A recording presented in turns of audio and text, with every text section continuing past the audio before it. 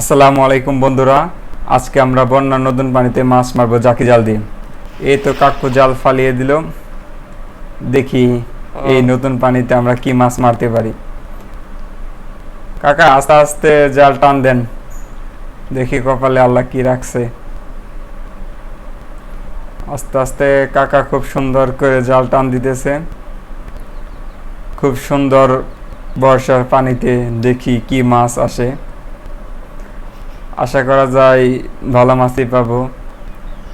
যদি একটা মাছের ঝাঁক দেখে জালটা ছোড়া হয়েছিল, দেখি কি মাছ পাওয়া যায়। দেখি আর একটু অপেক্ষা করলে দেখতে পাবেন কোনো মাছ আসছে কিনা। ইনশাল্লাহ আসছে মনে হয়, নড়াচড়া দিছে। ও আল্লাহ, খুব সুন্দর মাছ এসেছে। দুটি মাছ এসেছে,